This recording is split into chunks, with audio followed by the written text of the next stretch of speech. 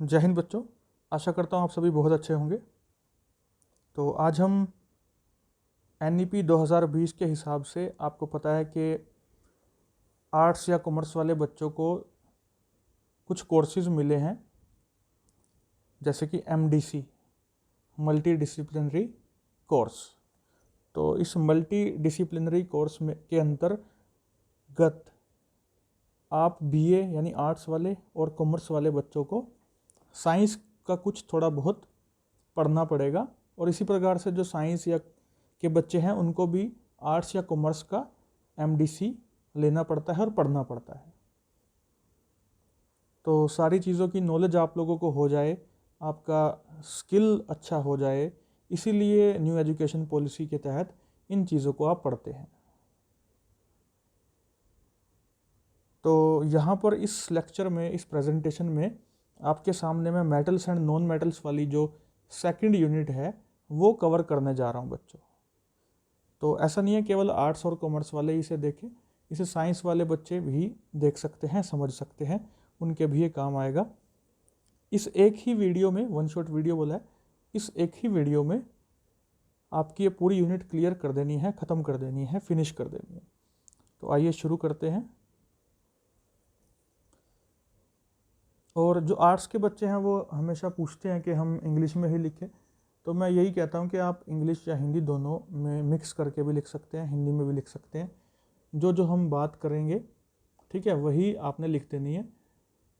हो सकता है जो लिखा हुआ है मैंने आपके सामने उसको देख करके आपको लगे कि इतना नहीं लिख पाएंगे, तो ठीक है, कोई दिक्कत नहीं है। जो मैं बोल रहा हूँ वो आप सुनते जाइएगा, ठीक है। आप हिंदी में लिखना चाहें हिंदी में लिख दें, थोड़ा बहुत इंग्लिश मिक्स करके लिख दें, कोई समस्या नहीं है। बस आपको जानकारी होनी चाहिए और लिखना ज़रूरी है एग्ज़ाम में, ठीक है। तो देखिए, मेटल्स एंड नॉन मेटल्स क्या होते हैं। मेटल्स तो जैसे कि आप सभी को पता ही है, घर में लोग हमारे जो हैं माताएं बहनें पहनती हैं गोल्ड के, कानों में झुमके या नेकलेस वगैरह वगैरह। तो गोल्ड के जो ऑर्नामेंट्स हैं, इसी प्रकार से आपने सिल्वर के ऑर्नामेंट्स भी देखे हैं, सिल्वर भी बहुत पहनते हैं, ठीक है, अंगूठियाँ पहनते हैं सिल्वर की। तो ये सारी चीज़ें क्या हैं, मेटल्स में आती हैं। और इसको और आसान, हम साइंस की तरफ अब थोड़ा सा और आगे बढ़ें, ये तो आपको पता होगा जो मैंने बोला है। तो हम कहें कि जिसमें से करंट पास हो सकता है, जैसे घर में आपकी जितनी भी तारें बिछी हुई हैं, जिनके माध्यम से करंट सरकार पहुंचा रही है, आप तक बिजली आ रही है आपके घर में, तो वो तारें क्या है, मेटल की बनी हुई है, ठीक है, सोने चांदी की नहीं बनी हुई, आयरन की, कॉपर की तारें आपने देखी होंगी, ठीक है। महंगे मेटल्स नहीं डाल सकते भाई। उसी प्रकार से नॉन मेटल्स क्या हुए, जो करंट कंडक्ट नहीं कर सकते, जिनमें से करंट पास नहीं हो पाएगा, ठीक है। कुछ इस तरह के एलिमेंट्स हैं जो कि पीरियोडिक टेबल में मैं आगे आपको दिखाने वाला हूँ। तो आइए अब पढ़ते हैं लिखा हुआ। The majority elements in the periodic table are metals. ज़्यादातर जो पीरियोडिक टेबल है ना, आवर्त सारणी, पिछली बार हमने थोड़ा सा आवर्त सारणी पढ़ी थी, मुझे याद है MDC में मैंने आपको पढ़ाया था। तो आवर्त सारणी को थोड़ा सा और डिटेल में जाना है, हमें कुछ और चीज़ें जाननी है कि किस तरह से वो सेटअप हुआ, किस तरह से वो बना, वो भी हम इसी लेक्चर में देखेंगे। तो देखिए, मेटल्स में क्या क्या देखते हैं हम। Alkali metals, alkaline earth metals, transition metals हैं, लैंथेनाइड्स हैं, एक्टिनाइड्स हैं। Metals are separated by non metals on a periodic table through a zig zag line. एक लाइन में अभी ड्रॉ करके दिखाऊंगा आपको, तो उस लाइन के माध्यम से दोनों एक दूसरे से सेपरेटेड दिखाई देंगे आपको।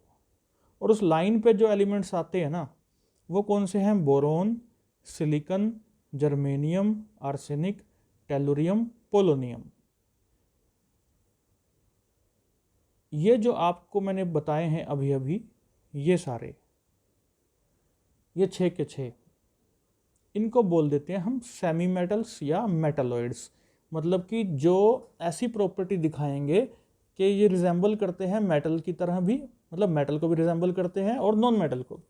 कुछ प्रॉपर्टीज़ ये मेटल्स की तरह दिखाते हैं, कुछ नॉन मेटल्स की तरह दिखाते हैं, इसलिए ये उनके बीच में लाई करते हैं और इनको हम बोलते हैं सेमी मेटल्स, आधे मेटल्स, या मेटलॉइड्स। तो ठीक है, कंबाइंड प्रॉपर्टीज मेटल्स और नॉन मेटल्स की इनके पास होती है।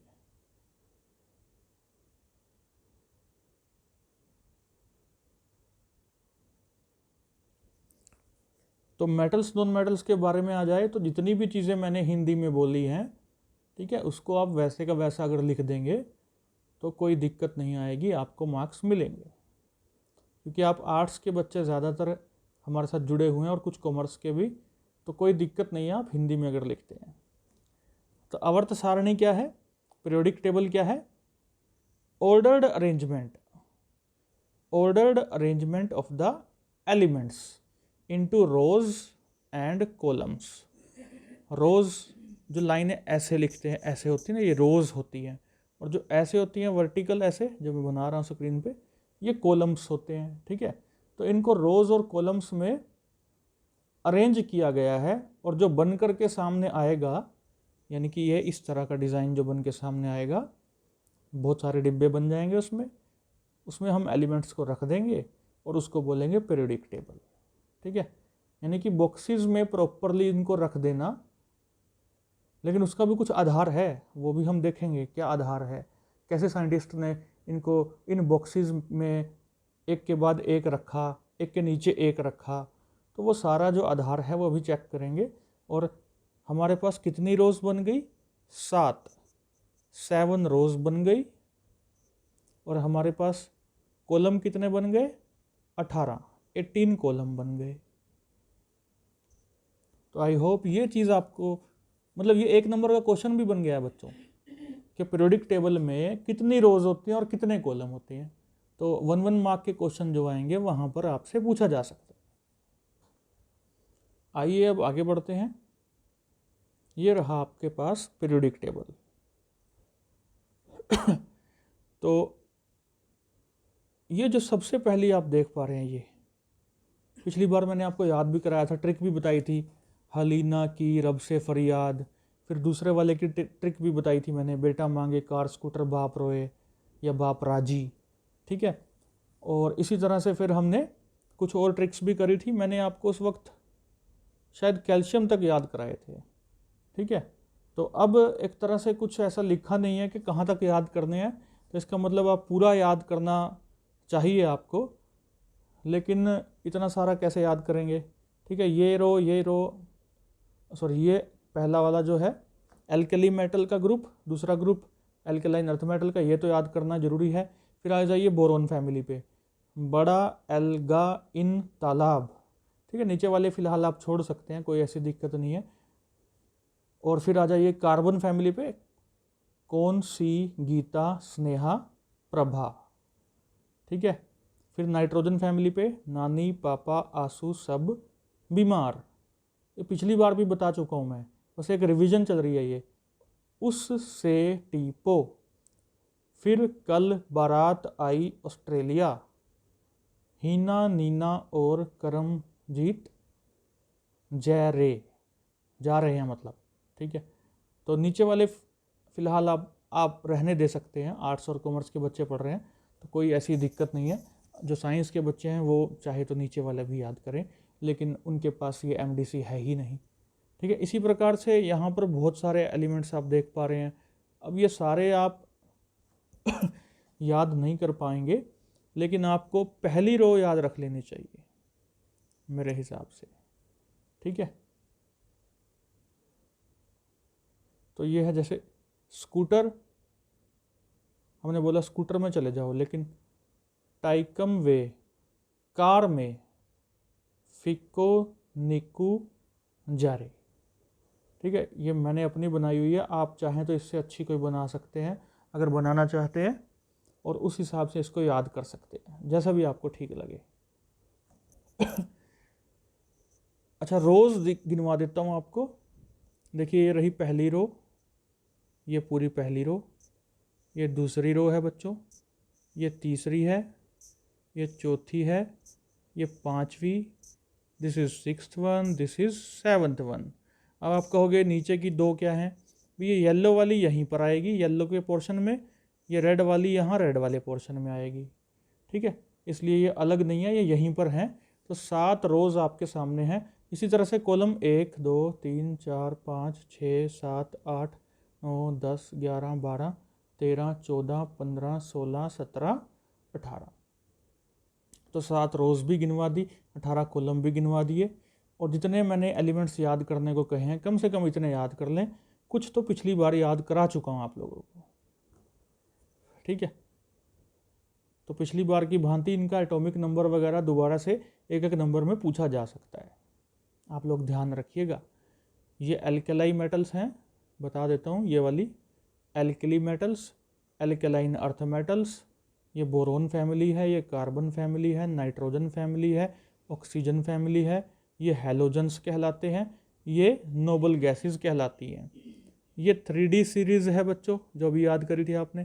फिर नीचे 4D आ जाएगी, फिर 5D सीरीज़, 6D सीरीज़। इनको बोल देते हैं D block element, D block element.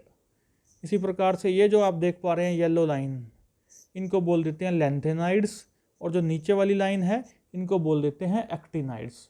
तो मेरे हिसाब से ये याद करने की आपको आवश्यकता नहीं पड़ेगी, बस जितना मैंने कहा है उतना ज़रूर कर लें। ये पूरा और ये पहली लाइन कम से कम याद ज़रूर कर लें इनके एटॉमिक नंबर के साथ।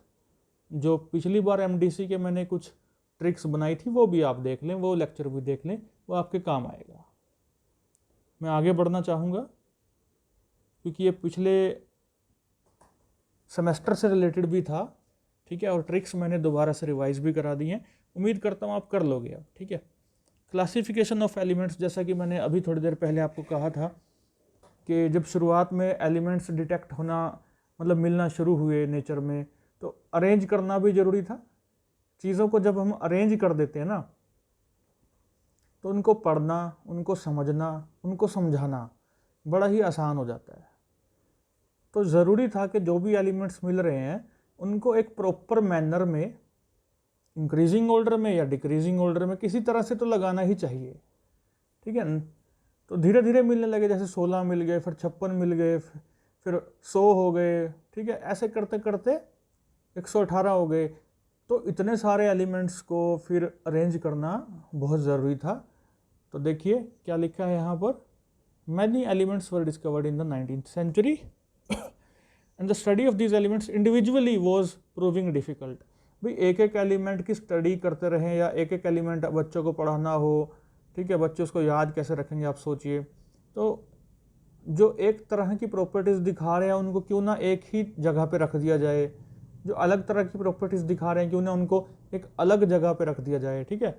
तो क्लासिफिकेशन बड़ा ज़रूरी हो गया और साइंटिस्ट ने ट्राई करना शुरू कर दिया कि इजी अप्रोच डेवलप करो भाई इनको समझने के लिए, ठीक है।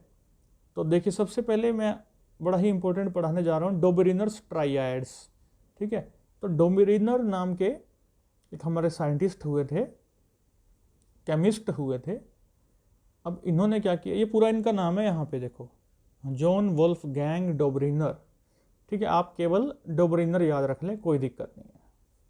अब इन्होंने क्या किया, हिंदी में बता रहा हूँ, आप बिल्कुल ऐसे ही लिख सकते हैं जैसे मैं बोल रहा हूँ, ठीक है। लिखा भले ही मैंने अंग्रेज़ी में है, वो आपके पढ़ने के लिए है, लेकिन आप हिंदी में लिख सकते हैं। तो आप कैसे लिखेंगे कि डोबेरिनर ने क्या किया कि जिन भी एलिमेंट्स की प्रॉपर्टीज़ मैच कर रही थी उनको एक एक जगह पे रख लिया, ठीक है। उन्होंने कितने कितने एलिमेंट देखे, उन्होंने 3-3 एलिमेंट का एक ग्रुप बना दिया। उन्होंने क्या देखा कि 3 एलिमेंट है, जैसे यहाँ पर देखिए, यहाँ पर आप 3 देख सकते हैं, यहाँ पर 3 देख सकते हैं, यहाँ पर 3 एलिमेंट्स उनको ऐसे दिखाई दिए जो सेम तरह की प्रॉपर्टीज़ दिखा रहे थे, ठीक है। तो इनको एक ही ग्रुप में उन्होंने डाल दिया, 1 ग्रुप, 2 ग्रुप, 3 ग्रुप, 4 ग्रुप, ठीक है। जितने ये बना सके उतने आपके सामने हैं। और इनको क्या बोला गया, ट्राइएड्स, क्योंकि 3 है ना, ट्राई का मतलब 3। ये बड़ी इंपॉर्टेंट लाइन है। He suggested that in these triads the atomic mass of the element in the middle would be more और less equal to the mean. मैं बोलता हूँ बड़े आसान लैंग्वेज में बोलता हूँ कि इन्होंने 3 को रखा, जैसे लिथियम, सोडियम, पोटेशियम। इन्होंने क्या कहा, जो बीच वाला है ना भाई, ठीक है, उसका जो एटॉमिक मास है वो ऊपर वाले और नीचे वाले का जोड़ कर दो, पहले ऊपर वाले और नीचे वाले का जोड़ कर दो, और 3 से भाग कर दो, ठीक है, उसका मीन निकाल दो, मतलब उसका मीन निकाल दो। तो जैसे ही उसका मीन या एवरेज निकालोगे आप ऊपर वाले और नीचे वाले को जोड़ करके, तो बीच वाले का एटॉमिक मास आपके सामने आ जाएगा। देखिएगा एन एग्जाम्पल, ये रहा लिथियम, सोडियम, पोटेशियम। लिथियम का कितना बता रखा है, 6.94, ठीक है, 7 मान लेते हैं, ये 39 है, और 39.10 है, तो 39.10 को हम क्या 39 मान लेते हैं, और 6.94 को हम 7 मान लेते हैं। तो 7 + 39 कितना हो गया, ये हो गया हमारे पास 46 बच्चों, ठीक है। अब कितने एलिमेंट थे यहाँ पर, एक 7 वाले को जोड़ा हमने, एक दूसरे को जोड़ा, 39 वाले को जोड़ा हमने। 7 वाला हमारा लिथियम है, 39 वाला हमारा पोटेशियम है। तो 2 एलिमेंट के एटॉमिक मास, ठीक है, उसको हमने जोड़ा है, और उसको कितने से भाग करेंगे, 2 से ही भाग करेंगे, ठीक है। तो शायद मैं पहले 3 बोल गया था, 3 नहीं 2 से, तीसरे का तो निकालने लग रहे हैं। जितनों का जोड़ा है उतने से ही भाग करना है बच्चों। तो कितना आएगा, ये आ जाएगा 23, और 23 किसका होता है, सोडियम का होता है। यहाँ पे 22.99 निकाल के दिखा रखा है इन्होंने, ठीक है, तो बिल्कुल सही है।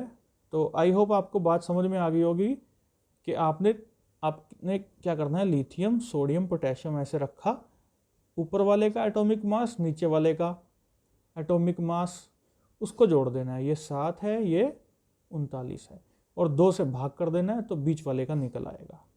इसका मतलब ये तीनों एक जैसी प्रॉपर्टीज लगभग शो कर रहे थे। तो इसको बोलते हैं ट्राइएड। लिमिटेशंस देखिए क्या थी।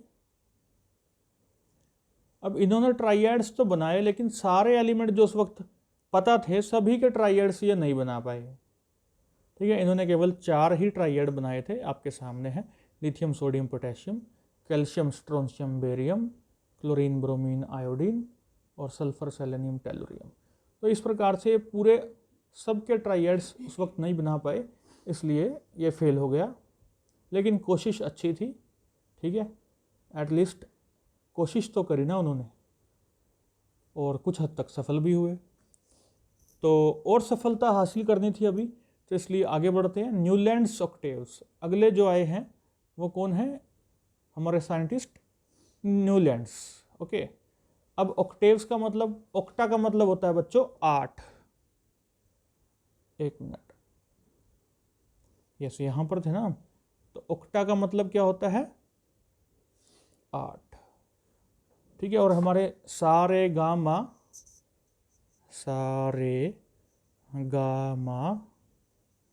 पा दा नी सा को छोड़ दो, 1 2 3 4 5 6 7 हो गए ना ये, और सा भी इंक्लूड करें तो 8, ठीक है। मतलब ये इस प्रकार से थे कि जैसे हमारे सारे गामा है ना, तो वो 7 बनते हैं, तो 7 छोड़ दो, एक के बाद 7 छोड़ दो, जैसे लिथियम है ना, इसके बाद 7 छोड़ दीजिए, ये छोड़ दीजिए, ये 3 4 5 6, ओके 6 छोड़ दीजिए, 7वां जो भी है। मतलब अगर हम यहाँ से गिनना शुरू करें तो 1 2 3 4 5 6 7 8, ठीक है। जिस एलिमेंट से हमने शुरुआत करी है लिथियम से, उसको 1 नंबर दे दो, और जो भी अब 8वें नंबर पे आएगा वो उसकी और पहले की प्रॉपर्टीज मैच करती हैं, ठीक है। इसी तरह से आपको दिखाना चाहूँगा, ये इसको बेरिलियम को 1 नंबर दे दिया, 2 3 4 5 6 7 8, तो बेरिलियम और मैग्नीशियम की प्रॉपर्टीज मैच करती हैं। ऐसा किन्होंने कहा, न्यूलैंड ने कहा, ठीक है, कि हर 8वें की मैच कर रही हैं। उस वक्त देखिए 56 एलिमेंट्स नोन थे, ठीक है। अब इन्होंने क्या किया, एटॉमिक नंबर के इंक्रीजिंग ऑर्डर में इनको रखा। 1866 की बात है ये, 1866, ठीक है, जब इंडिया पर अंग्रेज़ों का अधिकार था, उस वक्त की बात है। ही ऑब्जर्व्ड अ ट्रेंड, क्या ट्रेंड देखा इन्होंने, कि every 8th element show similar properties to the first. जैसा कि मैंने आपको बता दिया कि पहला जिसको नंबर दिया और जिसका 8वां नंबर दिया, वो दोनों एक जैसी प्रॉपर्टीज शो करते हुए दिखाई दी। इसीलिए इन्होंने इसको क्या बोला, ऑक्टेव्स बोला, और इसको हम लॉ ऑफ ऑक्टेव्स के नाम से भी जानते हैं। जैसे कि हमारे नोट्स होते हैं, NOTES नोट्स, हमारे म्यूजिक नोट्स होते हैं जो सारे गामा पा दा नी सा, ठीक है। तो सा रे गा मा पा दा नी, फिर से सा। तो 1 2 3 4 5 6 7, 8वां क्या आ गया देखो, सा आ गया फिर से। तो आप आई थिंक आपको क्लियर हो जाएगा, ठीक है। पहला और 8वां मैच करता हुआ दिखाई दे रहा है। बस इसी तरह से इन्होंने इनको अरेंज किया और इसको बोला गया न्यूलैंड्स ऑक्टेव्स। अब इन्होंने क्या कहा, increasing order of atomic mass में लगाया इन्होंने, किस में लगाया, increasing order of atomic mass में एलिमेंट्स को लगाया था। और ऐसे केस में लगाने पर क्या होता है, periodicity in properties of the two elements which have an interval of 7 elements in between them would be similar, ठीक है। जैसे मैंने कहा कि पहला और 8वां मैच कर रहा है, या फिर कह लो कि 7 के बाद अगर आप पहले वाले को पहला नंबर नहीं देते हो, ठीक है, मतलब कहने का क्या है कि पहला नंबर आप लिथियम को मत दो, 1 2 3 4 5 6 7, तो फिर 7 के बाद 7वां आ गया। या अगर इसको पहला देते हो, फिर इसको तीसरा, चौथा, 5वां, छठा, 7 छोड़ के अगला 8वां ही तो आ गया। बात कहने की वही है, ठीक है। जो भी आपको ठीक लगे आप उस तरह से लिख सकते हो, ठीक है। लिमिटेशंस क्या रही इसकी, कमियां क्या रही बच्चों, लिमिटेशंस मतलब कमियां, ठीक है। भैया कैल्शियम तक ही ठीक ठाक लगा, काम करता हुआ दिखाई दिया, उसके बाद गड़बड़ हो गई। और इस अरेंजमेंट में नोबल गैसेस तो आई ही नहीं। नोबल गैसेस आपको बताई थी ना, helium, neon, argon, krypton, xenon, radon, ये सारे अभी बताए थे आपको, ट्रिक भी बताई थी, वो इंक्लूड नहीं हुई। उन्होंने केवल 56 एलिमेंट ही सोचे उस वक्त, ठीक है, लेकिन बाद में तो और ज़्यादा डिस्कवर हो गए भाई, 100 से ऊपर चले गए। कोबाल्ट निकल को सेम कॉलम में डाल दिया जहाँ पे फ्लोरीन, क्लोरीन, ब्रोमीन भी थे, लेकिन इनकी तो प्रॉपर्टीज़ ही अलग अलग होती है, ठीक है। ये गैसेस हैं, ये मेटल्स हैं, तो सेम कॉलम में कैसे डाल दिया, गलती हो गई भाई ये तो ये इसकी कमी रही। तो ये भी एक तरह से पूरी तरह से सक्सेसफुल तो नहीं हो पाए, अभी तो काम अधूरा है। तो अब आए हैं मेंडलीव, ठीक है, ये नाम आपको भूलना नहीं है, मेंडलीव, क्योंकि असली काम इन्होंने किया, हालांकि उसमें भी थोड़ी सी कमियां रही, फिर उसमें सुधार किया गया, अभी बात करते हैं। तो मेंडलीव्स पीरियोडिक टेबल, तो Russian chemist Dmitri Ivanovich Mendeleev, आपने केवल मेंडलीव याद रख देना, इतना बड़ा नाम आपको लिखने की आवश्यकता नहीं है, ठीक है। तो 1869 में उन्होंने अपना पीरियोडिक टेबल सामने दिया है, रखा है, और 1869 वही साल है जब महात्मा गांधी जी का जन्म हुआ था भारत में, ठीक है। तो उसी साल इन्होंने पीरियोडिक टेबल बना करके सामने रखा साइंटिस्ट के, और उसके ऑब्जर्व, कैसे इन्होंने ऑब्जर्व किया, क्या किया, आइए अब वो देखते हैं, ठीक है। उन्होंने कहा कि फिजिकल और केमिकल प्रॉपर्टीज़ जो होती है ना एलिमेंट्स की, वो उन्होंने ध्यान दिया उस पर, और उन्होंने उसको रिलेट करने का काम किया। उन्होंने कहा कि जिनकी प्रॉपर्टीज़ मैच कर रही हैं उनको रख लेते हैं साथ साथ में, कौन सी, फिजिकल एंड केमिकल प्रॉपर्टीज़। इसके साथ साथ उन्होंने क्या चीज़ ध्यान दिया कि एटॉमिक वेट, उन्होंने एटॉमिक वेट पर भी ध्यान दिया, ठीक है। उन्होंने कार्ड्स बना लिए थे, काफ़ी सारे कार्ड्स पे लिख लिए थे मेटल्स, यानी जो एलिमेंट्स हैं हमारे, उनके नाम उन्होंने कार्ड्स पे लिख लिए थे, पेपर काट करके कार्ड्स बना लिए, उन पे लिख लिया, और उनका एटॉमिक वेट भी लिख लिया। फिर उन्होंने उसकी प्रॉपर्टीज़ भी कार्ड्स पे लिख ली थी, ठीक है। उन्होंने क्या काम किया था वो बता रहा हूँ। अब मान लीजिए पहले कार्ड पे उन्होंने फ्लोरीन की प्रॉपर्टीज़ लिखी थी, और कोई 10वां 11वां कार्ड था वहाँ क्लोरीन की लिख ली थी, ठीक है। फिर उन्होंने कोई 32वां 33वां कार्ड था, वहाँ पे उन्होंने ब्रोमीन की प्रॉपर्टीज़ लिख ली, ठीक है। बाद में एटॉमिक वेट भी लिखा था। फिर देखा कि भाई ये जो पहला कार्ड था और वो 12वां कार्ड था और वो 32वां कार्ड, कोई भी उनकी मैच करे, उनको साथ में रख दिया। तो फिर इस तरह से उनके क्या पता चल गया उनको कि फ्लोरीन, क्लोरीन, ब्रोमीन, आयोडीन, एस्टेटीन, इनकी प्रॉपर्टीज़ मैच कर रही हैं भाई, इनको एक ही ग्रुप में रख लेते हैं, ठीक है। इस तरह से उन्होंने अपने पीरियोडिक टेबल का निर्माण किया था पहली बार। कार्ड्स बनाए थे अपने हाथ से, ठीक है, पेन पेंसिल का इस्तेमाल करके। और जब ये बन गया तब उनको समझ में आया कि ये तो भाई एटॉमिक वेट, जो उनको समझ में आया कि ये तो एटॉमिक वेट के हिसाब से अरेंज हो चुके हैं। ठीक है, एटॉमिक वेट जो है वो बढ़ते क्रम में लगा हुआ उनको दिखाई दे रहा है, लेफ्ट राइट भी बढ़ता हुआ दिखाई देता है और नीचे की तरफ भी बढ़ता हुआ दिखाई दे रहा है। ठीक है, तो इस प्रकार से उन्होंने क्या बोला, ये बड़ा इंपॉर्टेंट है, आपको ये जरूर लिखना पड़ेगा पेपर में। The periodic law states that chemical properties, यहाँ से देखिए, chemical properties of the elements are a periodic function of their atomic weights. यानी कि फिजिकल को भी छोड़ दीजिएगा, अब तो फिर केवल हम केमिकल की तरफ रह जाएंगे, केमिकल प्रॉपर्टीज और एटॉमिक वेट, दो चीज़ें। तो उन्होंने कहा केमिकल प्रॉपर्टीज जो एलिमेंट्स की हैं वो पीरियोडिक फंक्शन है एटॉमिक वेट का, यानी कि एटॉमिक वेट के हिसाब से केमिकल प्रॉपर्टीज या केमिकल प्रॉपर्टीज के हिसाब से एटॉमिक वेट वो उनको उन कार्ड्स में एकजुट होते हुए दिखाई दिए और उसके बेस पर उन्होंने बना दिया अपना मेंडलीव्स का पीरियोडिक टेबल। ठीक है, एडवांटेजेस देखिए, उन्होंने कुछ गैप छोड़ दिए थे अपने पीरियोडिक टेबल में, कितनी बड़ी बात है ये।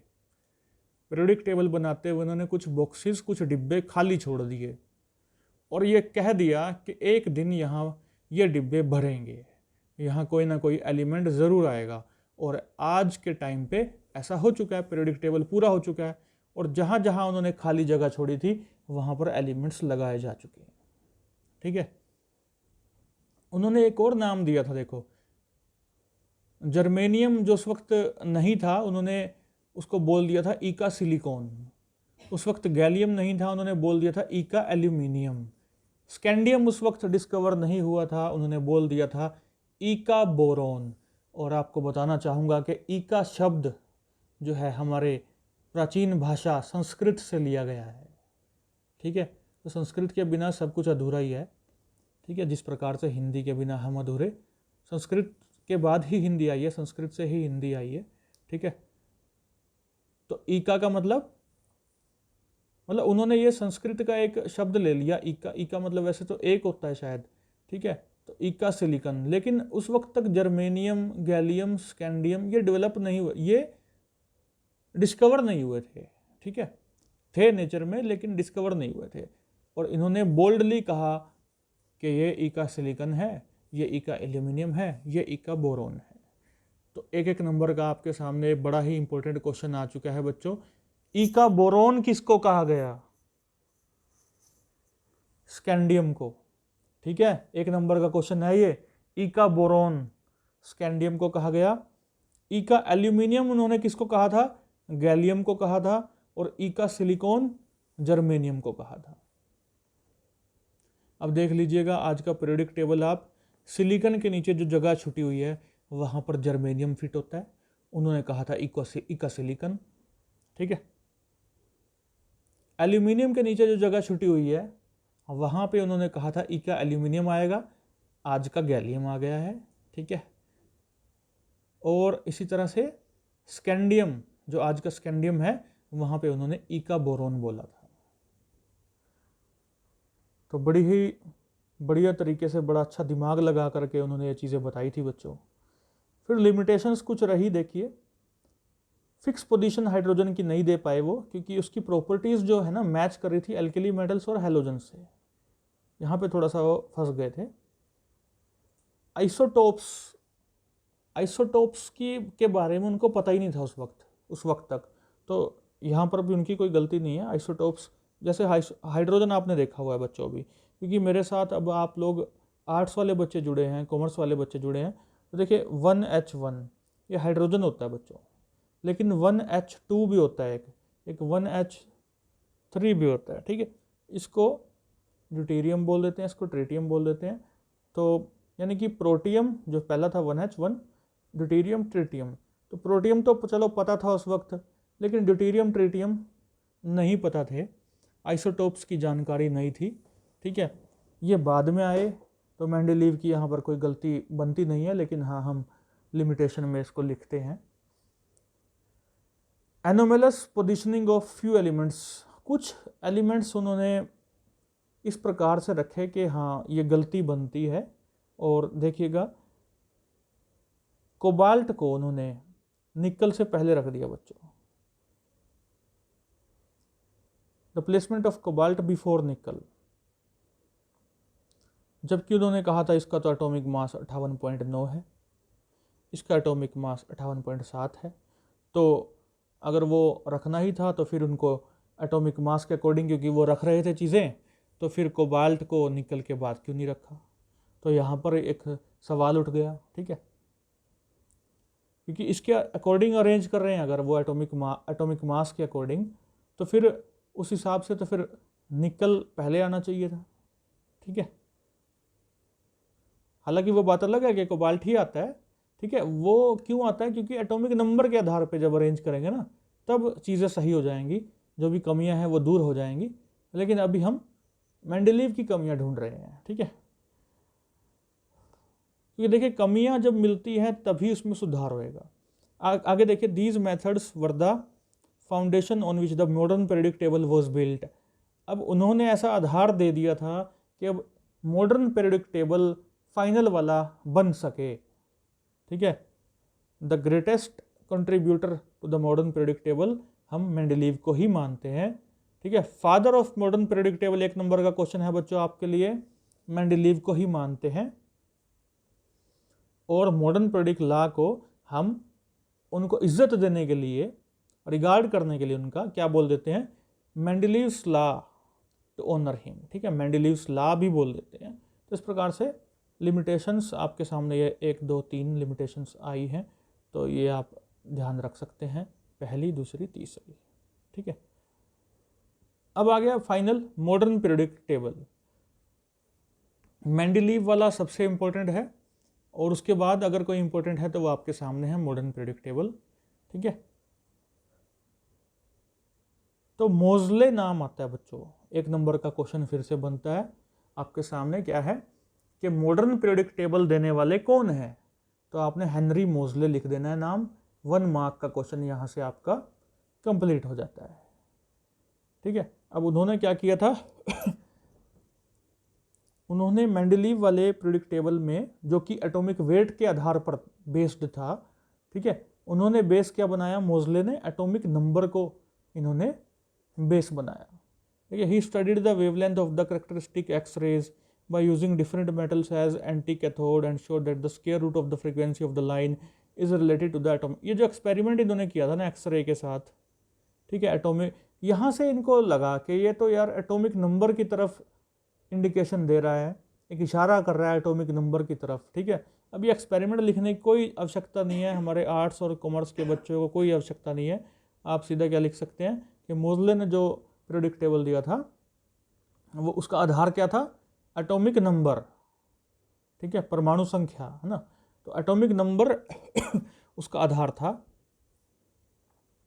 और उसके अलावा आप जो लिखना चाहिए आपको वो ये रही, ये बोल्ड करी हुई है लाइन मैंने, ये लिखनी है आपको, physical and chemical properties of the elements are the periodic function of their atomic numbers, ठीक है। पीरियोडिक टेबल का जो आधार क्या है, इन्होंने क्या रखा, एटॉमिक नंबर रखा। मेंडलीव ने क्या रखा था, एटॉमिक मास रखा था, ठीक है। नीचे का पैराग्राफ भी जो हमारे आर्ट्स कॉमर्स के बच्चे हैं कोई इनको आवश्यकता नहीं है, लेकिन फिर भी हम एक बार पढ़ना जरूर चाहेंगे, ठीक है। Atomic mass of an element is due to the mass of protons and neutrons. मैंने पिछले एमडीसी में सेमेस्टर 1 में आपको पढ़ाया था कि प्रोटॉन और न्यूट्रॉन को जोड़ दें तो क्या बनता है, एटॉमिक मास बनता है, और ये न्यूक्लियस में प्रेजेंट होते हैं। Since the nucleus is located inside an atom, nucleus जो है एटम के अंदर होता है, तो उसकी उनकी वजह से, जो कि बहुत अंदर प्रेजेंट है, उनकी वजह से प्रॉपर्टीज मिलने वाली नहीं है। यानी कि इलेक्ट्रॉन्स हैं असली चीज़ जिसकी वजह से किसी भी एलिमेंट की कोई प्रॉपर्टी होती है, केमिकल प्रॉपर्टी होती है, उन्हीं का आदान प्रदान, उन्हीं का निकलना या उनका ऐड होना ही उसकी केमिकल प्रॉपर्टीज में शामिल है। The elements with different electronic arrangements of atoms possess different chemical properties, ठीक है। जिसके इलेक्ट्रॉन ज़्यादा है उसकी अलग प्रॉपर्टीज हैं, कम है तो अलग हैं। तो प्रॉपर्टीज डिपेंड करती हैं इलेक्ट्रॉन्स की संख्या पर। तो इसलिए उन्होंने लगा कि नंबर ऑफ इलेक्ट्रॉन्स जो है वो एटॉमिक नंबर से रिलेटेड हैं और नॉट बाय द एटॉमिक मास। तो उन्होंने कहा कि बेस भी पीरियोडिक टेबल का क्या होना चाहिए, एटॉमिक नंबर होना चाहिए। Repetitions of properties, similar properties of elements placed in a group and separated by certain definite gap of atomic number, it is known as periodicity. जैसे कि अभी देखा था सारे गामा पाधा निशा, ठीक है, 7 के बाद दोबारा से रिपीटिशन हो रही थी प्रॉपर्टीज की, तो इन्होंने यही कहा कि भाई ये जो रिपीटिशन होती है इसको क्या बोलते हैं, प्रॉपर्टीज का दोबारा से एक जैसा हो जाना, इसको बोलते हैं पेरियोडिसिटी। पेरियोडिसिटी अगर आपसे पूछ ले कोई 1 मार्क में, ठीक है, तो ये चीज़ आपको आवश्यकता नहीं है, कौन सी, ये चीज़, फिर भी मैंने समझा दिया आपको आवश्यकता नीचे वाले की है और ये है, ये ज़रूरी है आप लोगों के लिए, ठीक है। आगे बढ़ते हैं हम। तो इस प्रकार से आपका पीरियोडिक टेबल तैयार हुआ। अब देखिए 18 कॉलम है हमारे पास, 7 रोज हैं। कॉलम्स को हम ग्रुप बोलते हैं बच्चों, रोज को हम पीरियड्स बोलते हैं। अब ये आपके सामने मैंने पहले ही शुरुआत में बता दिया था, ठीक है। पहले पीरियड में 2 एलिमेंट हैं, अगर हम रो देखेंगे तो हाइड्रोजन, हीलियम। सेकंड में भी 8 हैं, फिर 8 हैं, फिर 18 हैं, फिर 18 है, फिर 32, ठीक है। तो क्या बना, 2 8 8 18 18 32 32, 2 8 8 18 18 32 32, इस प्रकार से बनता है, ठीक है। इनको जोड़ लो और जो भी सामने आएगा उतने एलिमेंट हमारे पीरियोडिक टेबल में हैं, ठीक है। तो चलिए आगे बढ़ते हैं बच्चों। आप इन सबको जोड़ लीजिएगा, ठीक है, और जो भी आपके बन के आएंगे 118, वो इतने एलिमेंट्स आपके आ जाएंगे। पीरियोडिक टेबल जो है मैंने आपको शुरुआत में ही दिखा दिया था।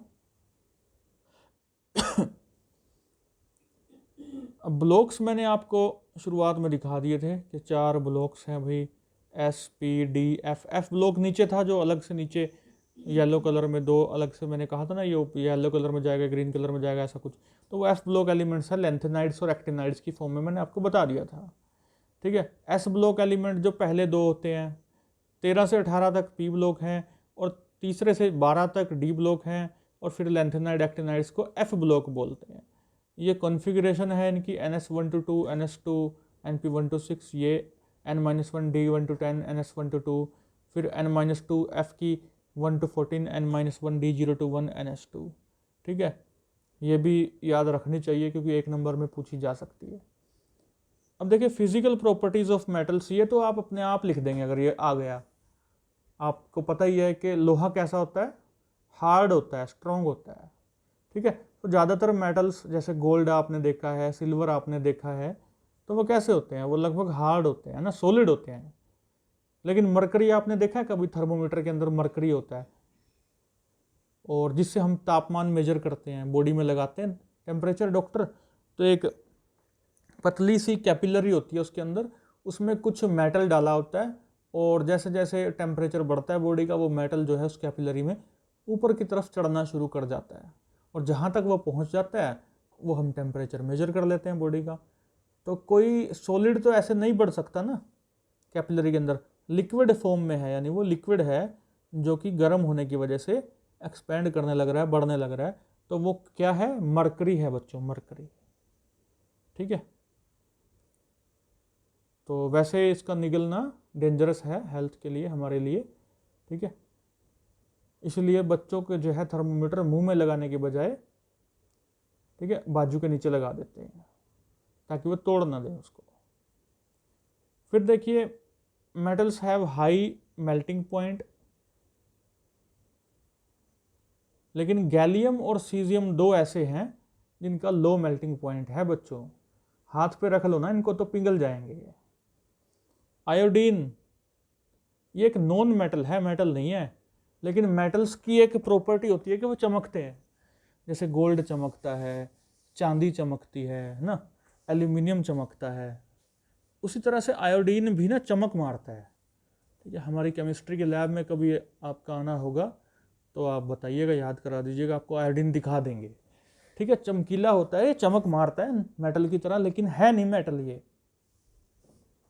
और देखिए कार्बन एक नॉन मेटल है, लेकिन कई सारी फॉर्म में एग्जिस्ट करता है, जैसे डायमंड है, ग्रेफाइट है, ग्राफीन है ना, तो ये बहुत सारी फॉर्म में एग्जिस्ट करना ही क्या कहलाता है? एलोट्रोपिज्म। और हर एक फॉर्म की जो कार्बन की आपके सामने रखी है, जैसे मैंने ग्रेफाइट कहा, मैंने डायमंड कहा, इसको एलोट्रोप बोल देते हैं बस, ठीक है। यानी कि ये भी बड़ा इंपॉर्टेंट कंसेप्ट है, एलोट्रोप वाला आ सकता है पेपर में।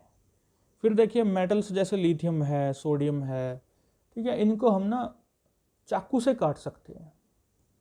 सोडियम हमारे पास लैब में अवेलेबल होता है, हम आपको दिखा भी सकते हैं, चाकू से बड़े आराम से काटा जा सकता है। लो डेंसिटी होती है इनकी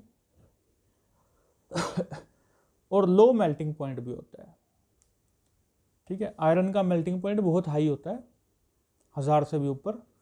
तो आपने देखा होगा कुछ दुकानों पे आयरन को गर्म किया जाता है, बहुत भट्टी में गर्म करने के बाद फिर उसको तोड़ मरोड़ के कुछ और बनाना हो, कोई शेप देनी हो, वो दी जाती है, लाल हो जाता है बिल्कुल आयरन।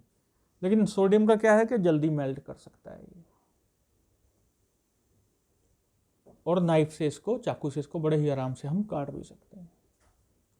और सोडियम को हमेशा हम मिट्टी के तेल में रखते हैं, हमारे लैब में जो सोडियम है वो उस बॉक्स में हम मिट्टी का तेल डाल के रखते हैं। कारण यह है कि अगर इसको मिट्टी के तेल में ना रखें तो ये हवा में जो मॉइस्चर है उसके साथ ये रिएक्ट कर जाता है और आग लगने का खतरा बन जाता है, ठीक है। केमिकल प्रॉपर्टीज ऑफ मेटल्स, तो देखिए मेटल जो है ऑक्सीजन के साथ रिएक्ट कर जाता है और मेटल ऑक्साइड बना देता है।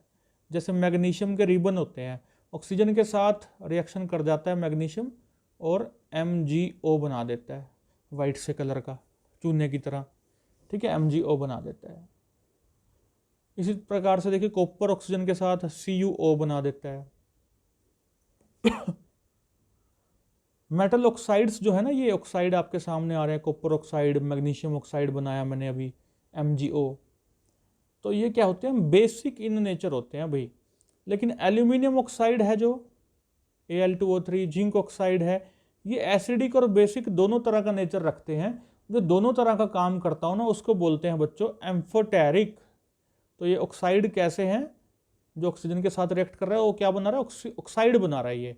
तो ये ऑक्साइड कैसे हैं? ऑक्साइड, जिंक के ऑक्साइड, एल्यूमिनियम के ऑक्साइड, ये एम्फोटेरिक कहलाते हैं, दोनों तरह के। ज़्यादातर मेटल ऑक्साइड जो है, अगली प्रॉपर्टी पढ़ने जा रहे हैं, पानी में इनसोल्यूबल है, पानी में घुलते नहीं हैं। ज़्यादातर मेटल के ऑक्साइड पानी में घुलते नहीं हैं, लेकिन कुछ घुल भी जाते हैं, ठीक है। जैसे नीचे मैंने आपको दिखाया सोडियम ऑक्साइड पानी में NaOH बना रहा है, पोटेशियम ऑक्साइड है ये KOH बना रहा है, ठीक है। अब मैं ज़्यादा गहराई में नहीं जा रहा कि सुपर ऑक्साइड क्या होता है, सिंपल ऑक्साइड क्या है, बस आपने तो ऑक्साइड बोल देना है, ठीक है, तो वो कोई दिक्कत नहीं है। Metals like sodium and potassium react vigorously, मैंने अभी बताया था आपको कि सोडियम पोटेशियम जो है इनको अगर हम ओपन में रख दें तो ये बड़ी जल्दी फायर कैच कर लेंगे, रिएक्ट करते हैं एयर के साथ, एयर में जो मौजूद होता है पानी हवा में उसके साथ, और हीट भी निकालते हैं, आग भी पकड़ लेते हैं। तो इसीलिए कहाँ रखा जाता है इनको? केरोसिन ऑयल, मिट्टी के तेल में इनको रखा जाता है। तो ये जो मिट्टी के तेल वाला क्वेश्चन जो मैंने अभी आपको बताया, इट्स वेरी वेरी इंपॉर्टेंट, आपके एग्जाम में पूछा जा सकता है, ठीक है। आगे है बच्चों ओर एंड मिनरल्स। अब देखिए एलिमेंट्स जो है ना फ्री स्टेट में नहीं मिलते। ऐसा नहीं है कि आप बाहर गए आपको मिट्टी में आयरन मिल रहा है सीधा और आयरन को, या गोल्ड मिल रहा है गोल्ड को ले आए, सिल्वर मिल रहा है सिल्वर को उठा के ले आए, नहीं, वो रिएक्टेड फॉर्म में रिएक्ट कर चुका होता है वो, ठीक है, कुछ और बना रखा होता है उसने, उस फॉर्म में वो हमें मिलता है, ठीक है, क्योंकि वो रिएक्ट कर जाते हैं दूसरे एलिमेंट्स के साथ, जो भी पानी है बाहर या कोई और गैस है उसके साथ रिएक्ट कर सकते हैं ये, और करते हैं। जैसे potassium, sodium, calcium, magnesium, aluminium, iron, zinc, ठीक है, कंबाइंड स्टेट में मिलते हैं, ये फ्री स्टेट में नहीं मिलता। लोहा लोहे की फॉर्म में नहीं मिलने वाला है, उसको लोहे की फॉर्म में लाना पड़ेगा, ठीक है। एक चैप्टर होता है मेटलर्जी, मेटलर्जी 12वीं में बच्चे साइंस वाले पढ़ते हैं, ठीक है, तो वहाँ पर सारी स्कीम बता रखी होती है भाई कैसे इनको अलग किया जाता है चीज़ों को, ठीक है, कैसे हमने मेटल को अलग करना है उसके ऑक्साइड से, उसके सल्फाइड से, ठीक है।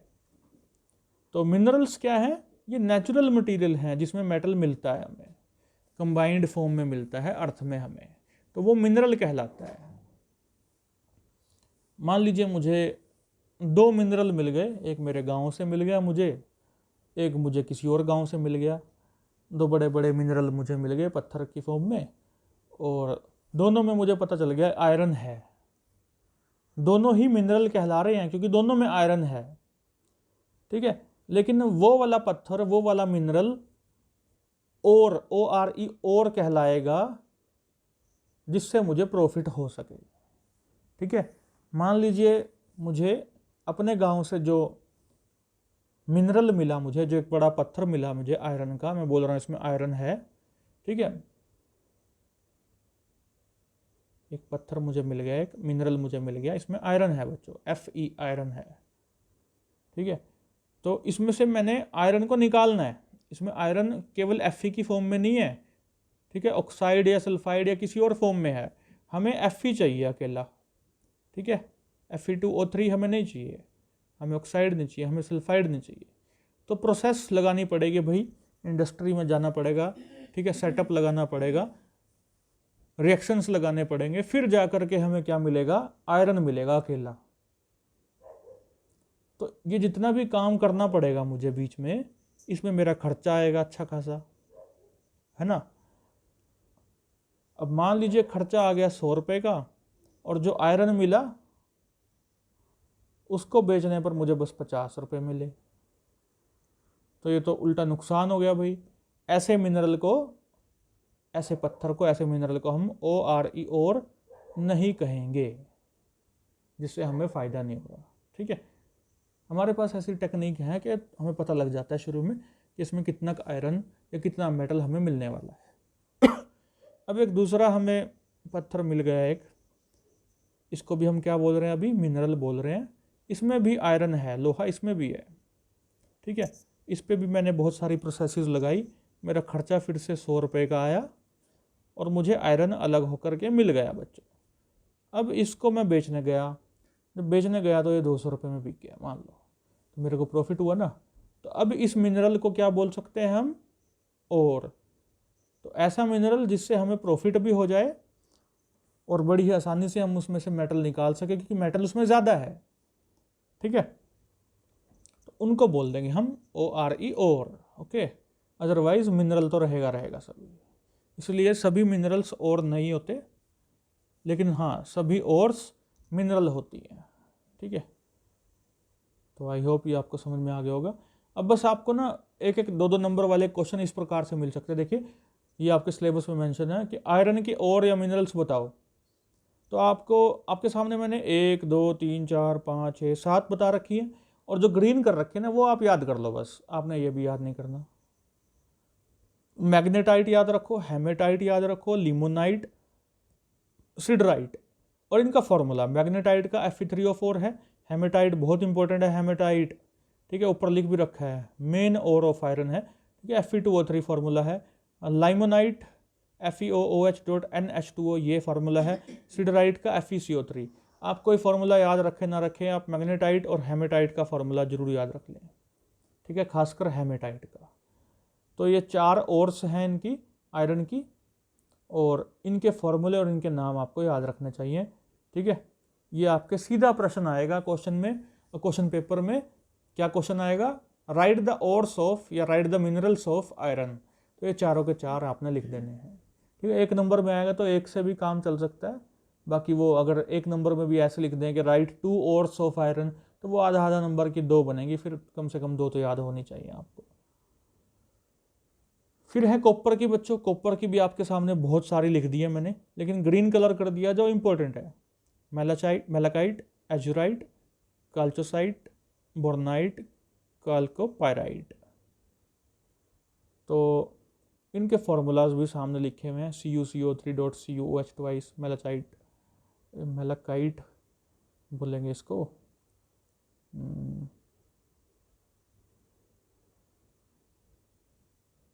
चिमनी होता है CHI चाइट, मेलाचाइट बोलेंगे। एजुराइट CuCO3.CuOH ट्वाइस, ठीक है।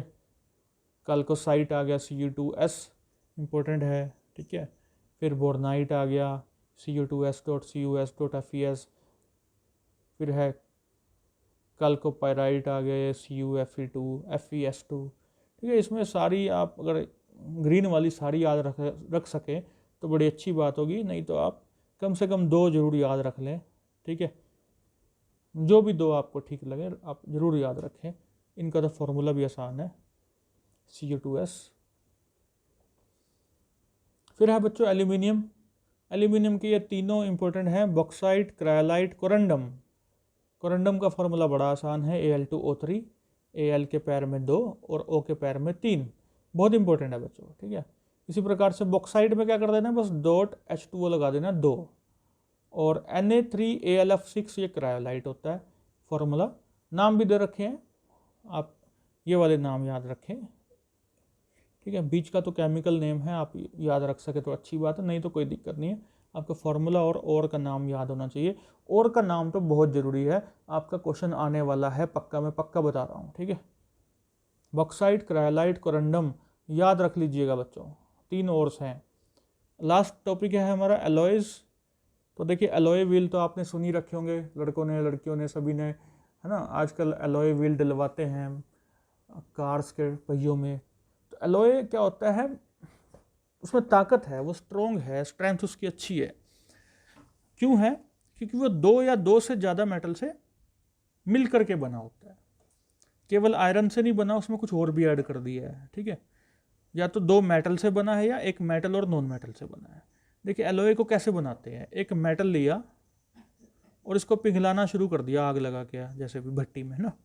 जब ये लिक्विड स्टेट में आ जाएगा, पिघल जाएगा ना, तब एक और मेटल ले लिया हमने, ये मेटल ले लिया एक और, या नॉन मेटल ले लिया, इसको पिघली हुई अवस्था में इसमें डाल दिया, जो पहला पिघला हुआ है ना उसमें, इसको उसमें डाल दिया।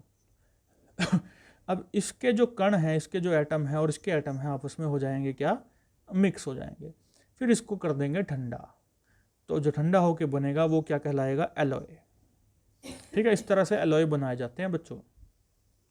एग्जाम्पल भी आपके सामने है, देखिए प्योर आयरन तो सॉफ्ट होता है, उसके अंदर 0.05% कार्बन है, उसको मिलाते हैं फिर जा करके वो बनता है हार्ड, और हमारे काम में आता है। कितना काम में आता है आयरन, सोच लीजिएगा। घर में कितनी सारी चीज़ें हैं जो आयरन की बनी हुई है, ठीक है। बाइक में आयरन है, गाड़ियों में भी आयरन लगा है, घर की कितनी सारी चीज़ें हैं, अलमीरा हैं उनमें आयरन है, दरवाजे होते हैं, ठीक है। तो आयरन, और आयरन से भी अच्छी क्या चीज़ है, स्टील है हमारे पास, जिसमें रस्ट नहीं लगती है, ठीक है। आयरन को मिक्स कर दो किसके साथ, निकल क्रोमियम के साथ, स्टेनलेस स्टील बन जाएगी, हार्ड भी होती है और रस्ट भी नहीं लगती, इसीलिए थोड़ा सा महंगी भी पड़ती है, ठीक है। तो स्टील की चीज़ें अक्सर जो लोग हैं आजकल खरीदते हुए दिखाई देते हैं, क्योंकि वो उसमें जंग नहीं लगती ना, रस्ट नहीं लगती। इस प्रकार से एलॉय होते हैं ये। उम्मीद है ये एलॉय वाला कंसेप्ट भी आपको समझ में आ गया होगा। बहुत ही आसान है और बहुत ही इंटरेस्टिंग भी है, ठीक है। दिल्ली में एक लोह स्तंभ भी तो खड़ा हुआ है ना, मुनिरका करके एक जगह है, आई थिंक वहीं आसपास ही है एक जगह, और वहाँ पर वो स्तंभ लोह स्तंभ के नाम से अज्ञात है, जाना जाता है, और बहुत लंबे टाइम से है वहाँ पर, और माना जाता है उसमें जंग नहीं लगी। तो हमारे जो पुराने टाइम के जो मिस्त्री थे जिन्होंने उसको बनाया था, डिज़ाइन किया था, ठीक है, उन्होंने उसको लोहे से बनाया था, और लोहे में हमें पता है रस्ट बड़ी अच्छी जल्दी से लग जाती है भाई, लेकिन उसमें आज तक जंग नहीं लगी, ठीक है। तो एक वो वंडर है, एक अद्भुत चीज़ है हमारे देश की। तो उस वक्त भी यानी कि हमारी साइंस बहुत बढ़िया थी, मुग़लों के समय में जब भी वो बनाया गया था, और वो आज तक वैसे का वैसा खड़ा है। तो उस आयरन में उन्होंने ऐसा क्या मिलाया होगा, क्या किया होगा, क्या कारीगरी करी होगी कि उसमें जंग लगे ही नहीं, ठीक है। अपने आप में एक अद्भुत साइंस है। तो इसी के साथ ये यूनिट हमारी ख़त्म होती है। आई होप आप लोग अब बहुत अच्छे तरह से इसको कर लेंगे और आपके एग्ज़ाम में ये लेक्चर बहुत काम आएगा। Thank you very much. जय हिंद, जय भारत।